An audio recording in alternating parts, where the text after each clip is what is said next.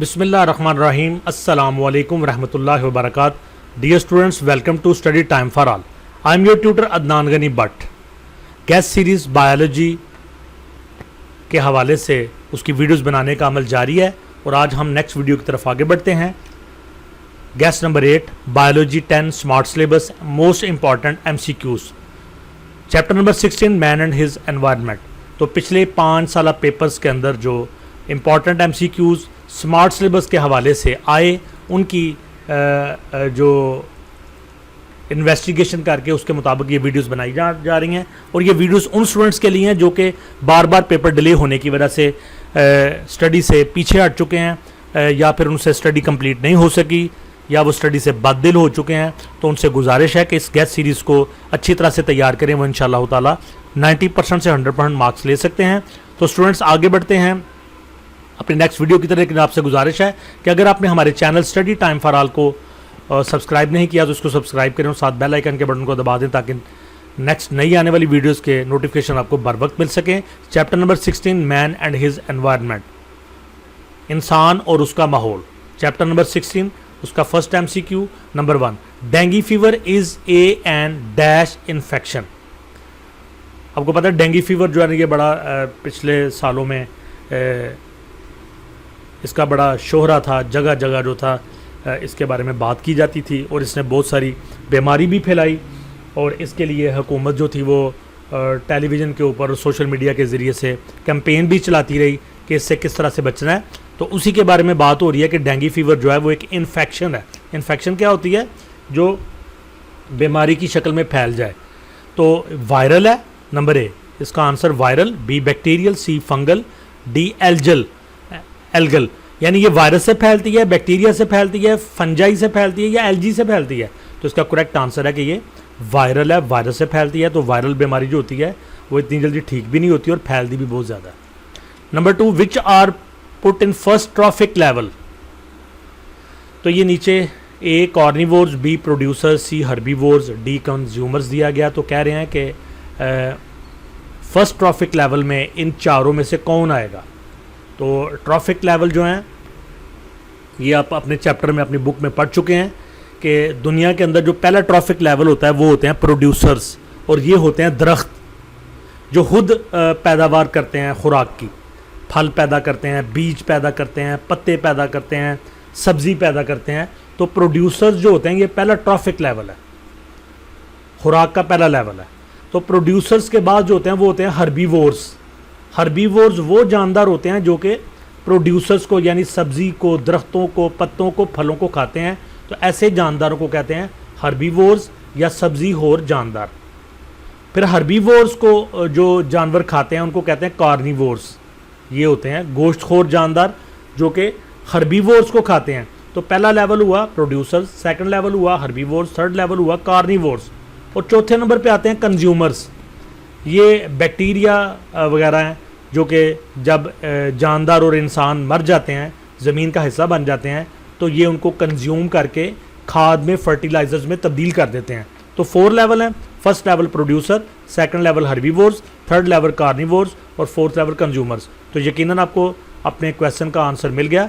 Which are put in first trophic level, पहला trophic level में कौन आएगा? प्रोड्यूसर्स। करेक्ट आंसर हुआ producers. Number 3 which one is the abiotic component of ecosystem. तो जो ecosystem है हमारा, जो जिस माहौल में हम रह रहे होते हैं उसको इकोसिस्टम कहते हैं। यानी इंसानों का इकोसिस्टम और तरह से होता है, परिंदों का इकोसिस्टम।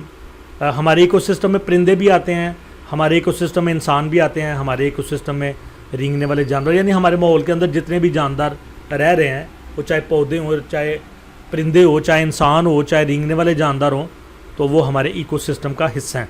इसी तरह से पानी का इकोसिस्टम है, समंदर का इकोसिस्टम है, पहाड़ों का इकोसिस्टम है। तो पूछा जा रहा है कि इकोसिस्टम के अंदर 2 तरह के कंपोनेंट होते हैं, एबायोटिक और बायोटिक। बायोटिक वो होते हैं जो कि ज़िंदगी से रिलेटेड होते हैं और एबायोटिक वो होते हैं जो कि बेजान होते हैं। तो नीचे 4 ऑप्शंस दी गई हैं। Number A producers, B consumers, D composer, D water. तो कह रहे हैं इकोसिस्टम में ये जो नीचे 4 दिए गए हैं इनमें से बताएं कि एबायोटिक कंपोनेंट कौन है। तो मैंने पहले बताया कि बायोटिक कंपोनेंट वो होते हैं जिनका ताल्लुक ज़िंदगी से होता है, और एबायोटिक कंपोनेंट वो होते हैं जिनका ताल्लुक बेजान चीज़ों से होता है। प्रोड्यूसर्स, यकीनन ये दरख्त, पौधे, सब्जी है, तो ये तो जानदार होते हैं, ये बायोटिक कंपोनेंट है। कंज्यूमर्स, जो इनको खाते हैं,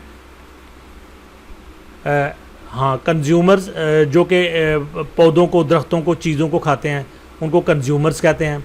और डीकम्पोजर्स वो होते हैं जो कि तमाम चीज़ों को खा जाते हैं, वायरस वगैरह। यहाँ पे मैंने थोड़ा डिफ़ाइन गलत कर दिया था। कंज्यूमर वो होते हैं जो कि मुख्तलिफ़ चीज़ों को खाते हैं, और डीकम्पोजर्स वो होते हैं जो बैक्टीरिया, वायरस वगैरह, बैक्टीरिया वगैरह जो इंसानों, जानदारों को गला सड़ा के उसको फर्टिलाइज़र बना देते हैं। तो यहाँ पे वाटर ऐसी चीज़ है जो कि एबायोटिक है, बेजान है, तो करेक्ट आंसर हुआ water. Number 4, the only source of energy for all ecosystem of the world.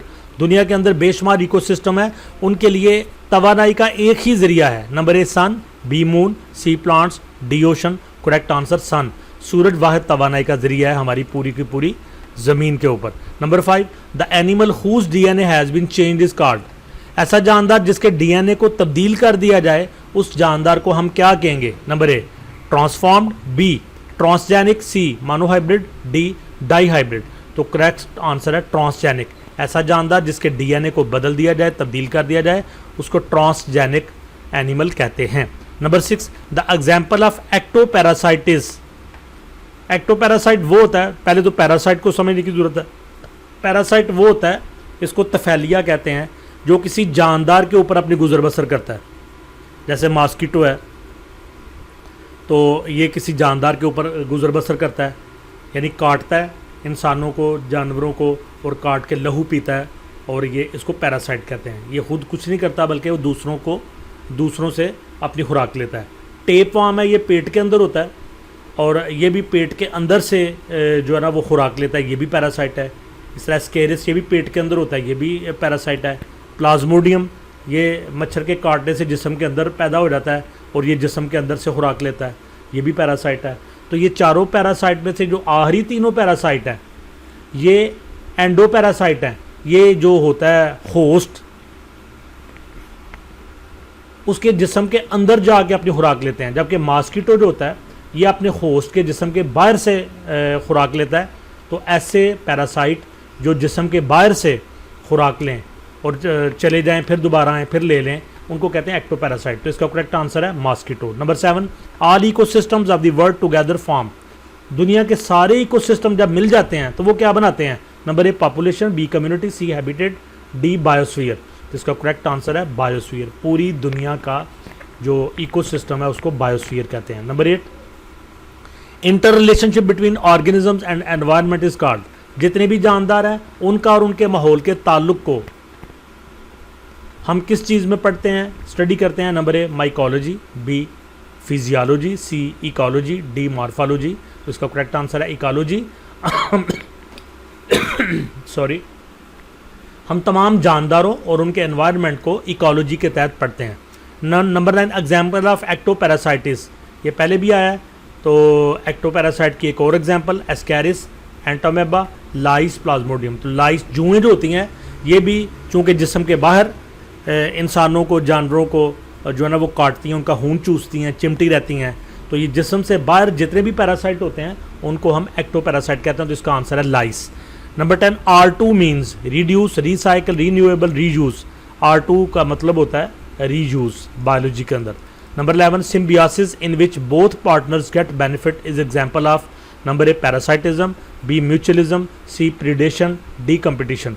तो सिम्बियोसिस एक ऐसा अमल है जिसमें दो पार्टनर एक दूसरे को फ़ायदा देते हैं।